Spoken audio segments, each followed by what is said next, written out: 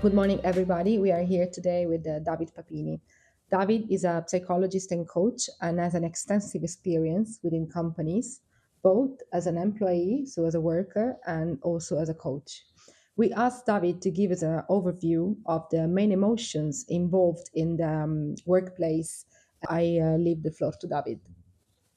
Yes. I mainly listen to my clients when they talk about the space they work in when they are not there. So they are talking about their workplaces, and the very often the underlying emotion is anxiety. Beside the fact that it's negative or positive, it's an energy that goes most of the time when they talk about this. And anxiety is very generic as an emotion, so it can be related to very different stuff in the workplace. One is hierarchical position. So the lower you are in the hierarchy, the most anxious you are most of the time. This is also true for chimpanzees and bonobos, Right. and other. If you read Robert Sapolsky work about that, I mean, it shows how the cortisol levels are higher the lower you are in the hierarchy, basically. On the opposite side, when I work with executives, the anxiety may be related to loneliness, for example.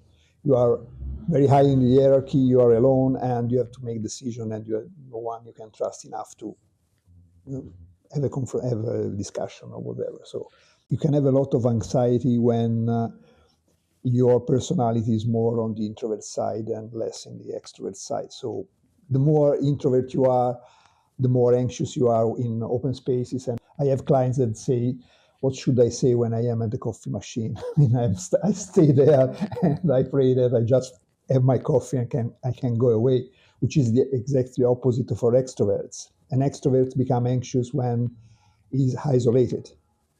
An extrovert get energy from interacting with people, even people they do not know very well. And Susan Cain wrote a very great book about that. The title is Quiet. The subtitle is The Power of Introverts in a World That Cannot Stop Talking. Very interesting.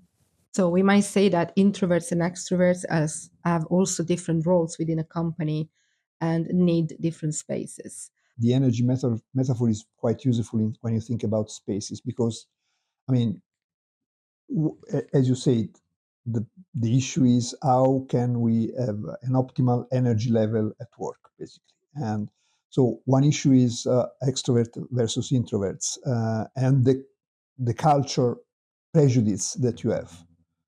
Extroverts are seen, at least in the Anglo-Saxon culture, I mean, on the European culture, maybe less in the Asian, but like if you are extrovert and you are able to talk with confidence in front of an audience, that's considered much more valuable than being able to think slowly about stuff and looking at pictures from the outside.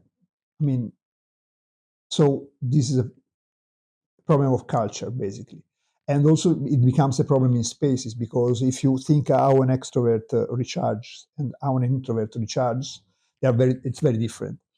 And for example, gaming room, you have company that gives space where you can have a gaming room. A gaming room is okay for someone that needs feeling more activated in order to recharge. There is someone else that needs something like meditation or even places where you can enter without anyone seeing you that you enter, for example. If you are a narcissist or if you are a very extrovert, being seen by others can be something that positive, I would say. But You said something interesting, like the capacity of going out of the situation and looking at the big picture. That's also a skill that we need within companies. Yeah.